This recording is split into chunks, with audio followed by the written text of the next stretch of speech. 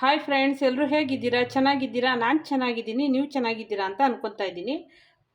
ತುಂಬ ದಿನದ ನಂತರ ವೀಡಿಯೋ ಮಾಡ್ತಾ ಇದ್ದೀನಿ ಫ್ರೆಂಡ್ಸ್. ಅಂದರೆ ಯಾವಾಗಲೂ ಸ್ವಲ್ಪ ಹೊರಗಡೆ ನಾನು ಬ್ಯೂಟಿಷಿಯನ್ ಕೋರ್ಸಿಗೆ ಅಂತ ಹೋಗಿದ್ದೆ, ಹಾಗಾಗಿ ನಾನು ವೀಡಿಯೋ ಮಾಡೋಕ್ಕಾಗಿದ್ದಿಲ್ಲ. ಈಗ ವೀಡಿಯೋ ಹಾಕ್ತಾ ಇದ್ದೀನಿ.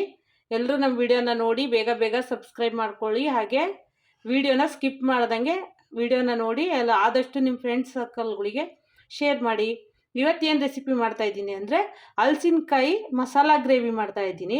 ಅಂದರೆ ಈಗ ಹಲಸಿನ ಹಣ್ಣಿನ ಸೀಸನ್ ಅಲ್ವಾ ಫ್ರೆಂಡ್ಸ್, ಹಾಗಾಗಿ ಚಿಕ್ಕದೊಂದು ಹಲಸಿನಕಾಯಿ ಸಿಕ್ಕಿತ್ತು, ಅದನ್ನು ನೋಡಿ ಹೆಚ್ಚಿ ನೀರಲ್ಲಿ ಹಾಕಿಟ್ಕೊಂಡಿದ್ದೀನಿ. ಇದ್ರ ಗ್ರೇವಿ ಇದು ದೋಸೆಗಾಗಲಿ, ಚಪಾತಿ, ರೊಟ್ಟಿ, ರೈಸ್ ಜೊತೆಗೂ ತಿನ್ಬೋದು. ಇದ್ರ ಜೊತೆ ಕಾಳೆಲ್ಲ ಹಾಕು ಮಾಡ್ಬೋದು, ತುಂಬ ಚೆನ್ನಾಗಿರುತ್ತೆ.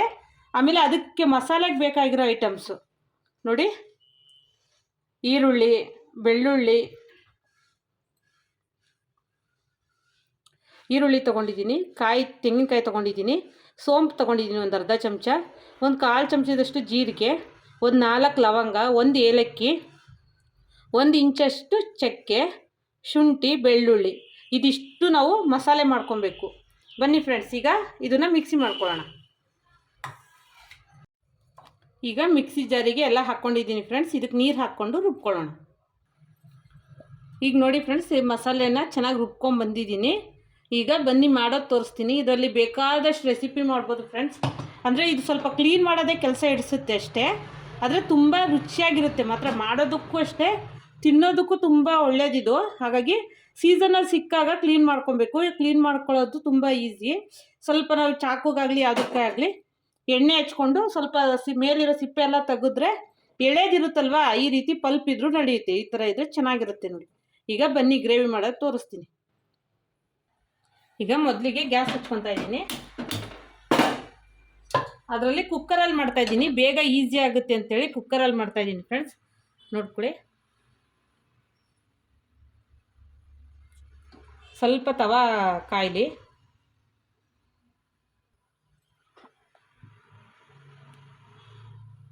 ಈಗ ಎಣ್ಣೆ ಹಾಕ್ಕೊತಾ ಇದ್ದೀನಿ. ಒಂದೂವರೆ ಸ್ಪೂನಷ್ಟು ಎಣ್ಣೆ, ಇಲ್ಲ 2 ಟೇಬಲ್ ಸ್ಪೂನಷ್ಟು ಎಣ್ಣೆ ಹಾಕ್ಕೊಂಡಿದ್ದೀನಿ.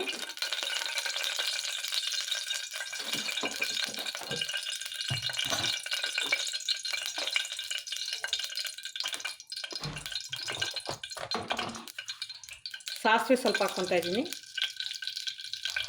ಹಾಗೆ ಸೋಂಪು ಸ್ವಲ್ಪ ಫ್ಲೇವರ್ಫುಲ್ ಆಗಿರಲಿ ಅಂತೇಳಿ ಸೋಂಪು ಮತ್ತು ಜೀರಿಗೆ 2 ಹಾಕ್ಕೊತಾ ಇದ್ದೀನಿ.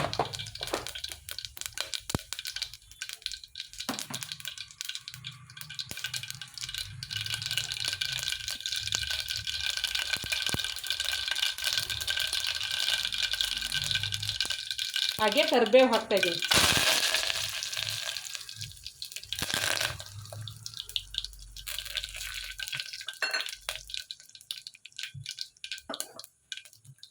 ಈಗ ನಾವು ಹೆಚ್ಚಿಟ್ಕೊಂಡಿರೋಂಥ ಹಲಸಿನಕಾಯಿ ಹಾಕ್ತಾ ಇದ್ದೀನಿ ನೋಡಿ.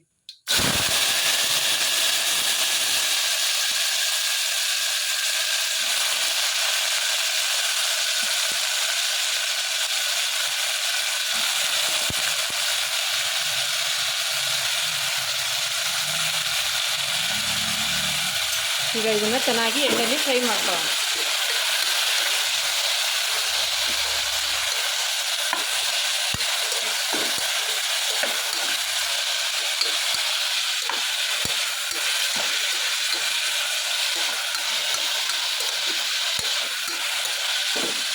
ಇದು ಚೆನ್ನಾಗಿ ಫ್ರೈ ಆಗಿ ಇದಕ್ಕೆ ಸ್ವಲ್ಪ ಅರಿಶಿನ ಹಾಕೋಣ. ಈಗ ಸ್ವಲ್ಪ ಅರಿಶಿನ ಹಾಕ್ತಾ ಇದ್ದೀನಿ, ಒಂದು ಅರ್ಧ ಟೇಬಲ್ ಸ್ಪೂನಷ್ಟು ಅರಿಶಿನ.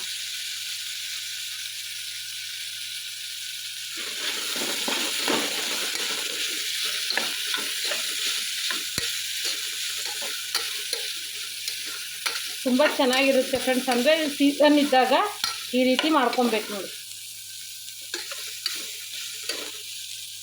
ಈಗ ಫ್ರೈ ಆಗ್ತಾ ಇದೆ. ಈಗ ನಾವು ರುಬ್ಬಿಟ್ಕೊಂಡಿರೋಂಥ ಮಸಾಲೆ ಹಾಕೋಣ. ಈಗ ನಾವು ರುಬ್ಕೊಂಡಿರೋಂಥ ಮಸಾಲೆ ಹಾಕ್ತಾ ಇದ್ದೀನಿ ನೋಡಿ. ಕಾಯಿ ಚೆನ್ನಾಗಿ ಫ್ರೈ ಆಗಿದೆ.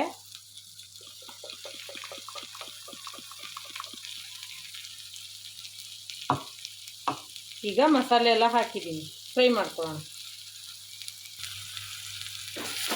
ಈಗ ಮಸಾಲೆನೆಲ್ಲ ತರಕಾರಿ ಜೊತೆ ಚೆನ್ನಾಗಿ ಮಿಕ್ಸ್ ಮಾಡೋಣ ಫ್ರೆಂಡ್ಸ್. ಯಾಕಂದರೆ ತರಕಾರಿಯಲ್ಲೆಲ್ಲ ಹಿಡಿಬೇಕಲ್ವ, ಅದಕ್ಕೋಸ್ಕರ ಸ್ವಲ್ಪ ನೀರು ಹಾಕ್ಕೊತೀನಿ.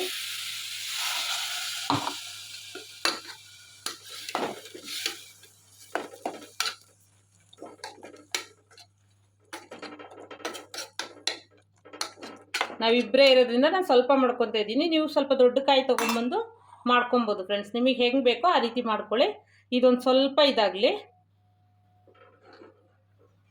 ಸ್ವಲ್ಪ ಈ ಮಸಾಲೆಯಲ್ಲಿರೋ ಹಸಿ ವಾಸನೆ ಎಲ್ಲ ಹೋಗಲಿ.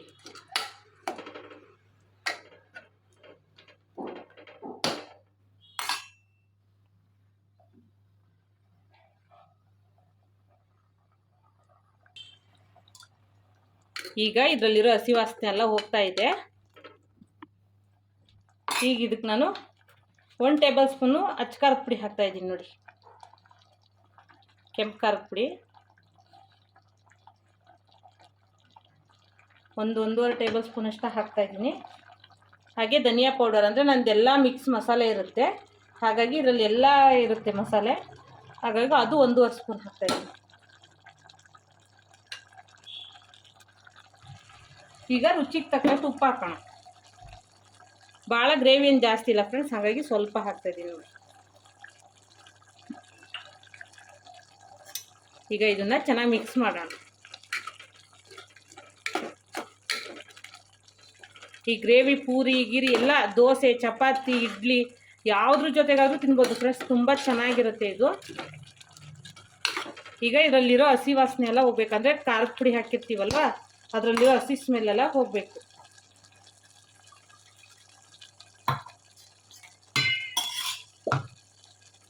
ಇನ್ನೊಂದು ಸ್ವಲ್ಪ ನೀರು ಹಾಕೊಂಡ್ಬಿಡ್ತೀನಿ.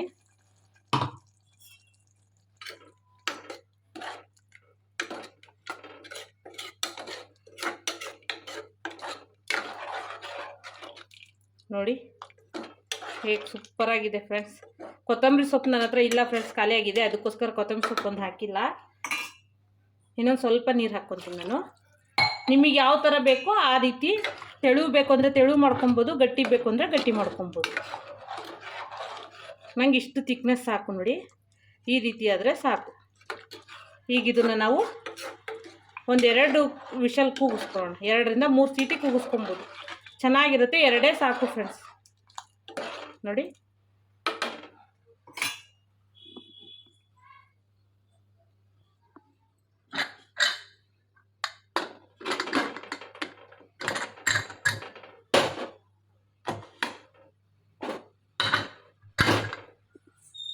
ಈಗ 2 ಸೀಟಿ ಆಗಲಿ ಫ್ರೆಂಡ್ಸ್. ಇವಾಗ ಸೀಟಿ ಹೋಗಿದೆ, ತೆಗಿತಾ ಇದ್ದೀನಿ. ಹೇಗಾಗಿದೆ ನೋಡೋಣ.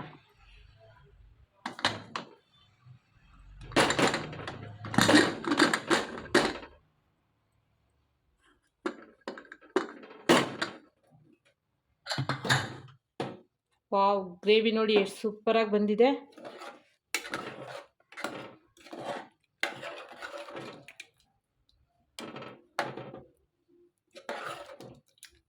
ನೋಡಿ ಫ್ರೆಂಡ್ಸ್, ಇದನ್ನು ದೋಸೆ ಜೊತೆಗೆ, ಚಪಾತಿ, ರೊಟ್ಟಿ ಯಾವುದ್ರ ಜೊತೆಗಾದರೂ ತಿನ್ಬೋದು, ರೈಸ್ ಜೊತೆಗೂ ತಿನ್ಬೋದು ಫ್ರೆಂಡ್ಸ್. ತುಂಬ ಚೆನ್ನಾಗಿದೆ. ಇದನ್ನು ನಾನು ಬೌಲಿಗೆ ಶಿಫ್ಟ್ ಮಾಡ್ತೀನಿ. ನೋಡಿ ಫ್ರೆಂಡ್ಸ್, ಬೌಲಿಗೆ ಶಿಫ್ಟ್ ಮಾಡಿದ್ದೀನಿ. ಹೇಗಾಗಿದೆ. ಈ ವಿಡಿಯೋ ಇಷ್ಟ ಆಯಿತು ಅಂದರೆ ಲೈಕ್ ಮಾಡಿ, ಶೇರ್ ಮಾಡಿ, ಕಮೆಂಟ್ ಮಾಡಿ, ಹಾಗೆ ಸಬ್ಸ್ಕ್ರೈಬ್ ಆಗಿ ಫ್ರೆಂಡ್ಸ್. ಬೇಗ ಬೇಗ ಸಬ್ಸ್ಕ್ರೈಬ್ ಆಗಿ. ಬಾಯ್.